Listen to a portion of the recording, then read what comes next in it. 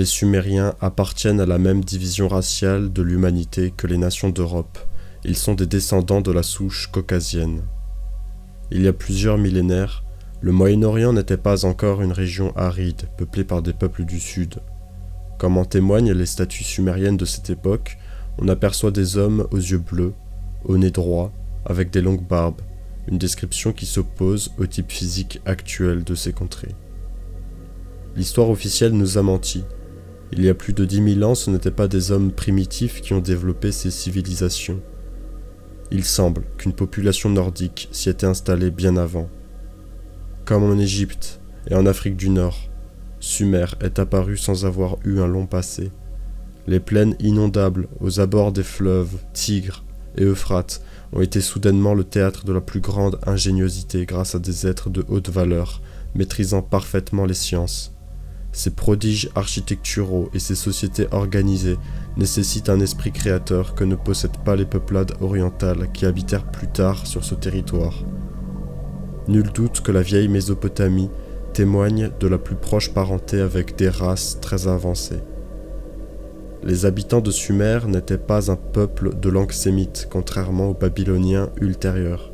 Leur mythologie place d'ailleurs leur origine depuis le nord, et leur calendrier commençait avec le solstice d'hiver.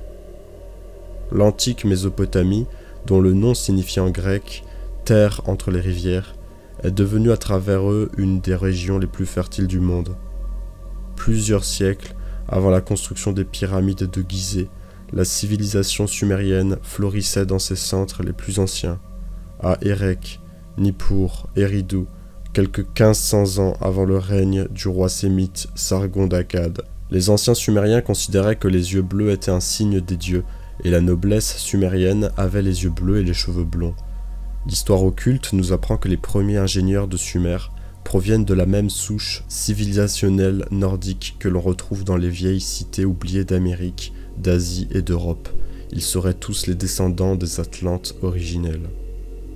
Ici au-dessus des peuplades orientales, ce peuple créateur a bâti les premières grandes cités mésopotamiennes, des pyramides à terrasses immenses, des temples et des ziggourats. Les centres de Sumer ont permis la transmission des savoirs initiatiques. On y pratiquait l'écriture, l'architecture, la métaphysique et l'astronomie, laquelle permettait de mieux comprendre les dynamiques cosmiques. À partir du 3e millénaire avant notre ère, c'est l'apogée de la civilisation sumérienne. Les cités-États sont prospères et les jardins florissants.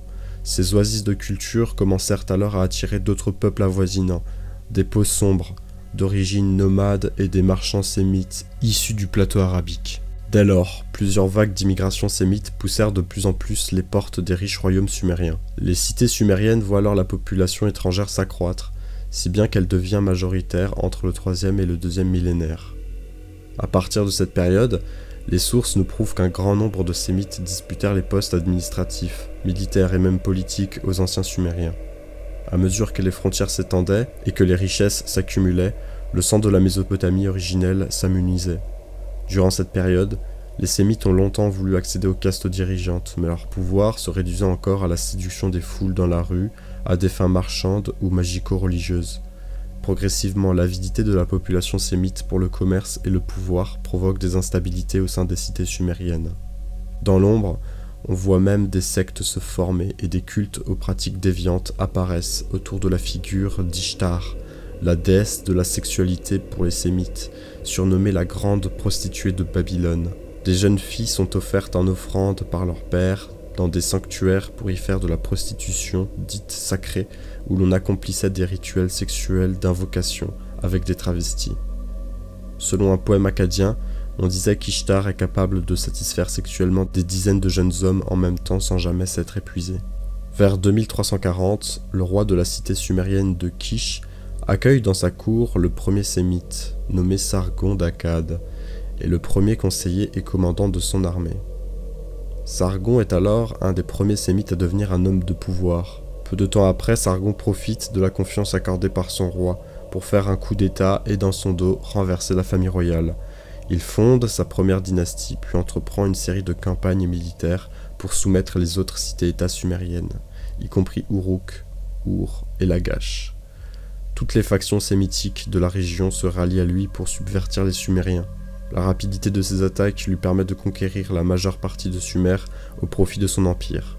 Le premier connu au monde sous l'égide d'un seul homme, l'empire d'Akkad. Les Akkadiens, qui représentent donc les populations sémites, sont désormais étendus sur toute la Mésopotamie.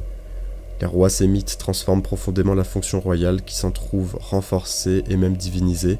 Ils développent le commerce et font venir des esclaves. Pour la première fois, le pays de Sumer sombre dans un véritable chaos racial. Après 2 siècles de guerre continuelle contre les sémites akkadiens, vers moins 2100, les Sumériens se regroupent sous une bannière commune, nommée la 3e dynastie d'Ur. Dirigés encore par des chefs de haute stature et de bonne race, ils constituent le dernier espoir racial de la région. Leur armée réussit finalement à vaincre les dynasties sémites qui tombent une après l'autre, mais cette renaissance des royaumes sumériens restaurés ne fait qu'éclairer la situation critique de la région. Ces 2 siècles d'occupation étrangère ont conduit à la quasi-disparition de la langue sumérienne et à un remplacement de population au sein des couches populaires. Pour l'élite sumérienne et assyrienne, elle resta constituée de sang nordique pendant plusieurs siècles encore. Longtemps, les races nobles gouvernantes contrastaient avec le bas peuple métissé. L'Institut de recherche du Troisième Reich avait patiemment étudié cette période pour mieux comprendre les rapports entre les anciens Sumériens, racialement européens, et les peuples orientaux. En analysant les bas-reliefs des anciens temples de Sumer et d'Assyrie, on trouve sur l'obélisque noir du roi Salmanasar III une représentation de l'élite aryenne d'Assyrie qui tient enchaînées des créatures humanoïdes dégénérées, à peau sombre, ressemblant à des primates et des hommes animaux. L'interprétation de ces représentations mythologiques d'hommes-singes attachés à leur maître témoignerait selon certains auteurs allemands de la Nonnerbe de la hiérarchie entre la race noble du Nord et une humanité mi-animale mélangée. Ces reliefs seraient donc le témoignage de cette vieille aristocratie oubliée, qui dut lutter pour préserver son sang face à une population de plus en plus hétérogène. Malheureusement, à l'absence de régénération, même les plus hautes sphères de la cité finirent par tomber. Ce processus sera si intime que la statuaire de la cité d'Uruk présentera ensuite un mélange de Sumériens et de Sémites barbus et chevelus, rappelant la vieille époque du règne du roi Sargon d'Akkad.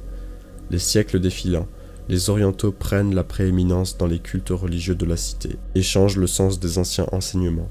Il faut ensuite tomber les derniers représentants biologiques de l'ancienne Sumer, ce qui marque la chute définitive qui va dès lors inexorablement faire sombrer ce passé glorieux dans les profondeurs de l'histoire.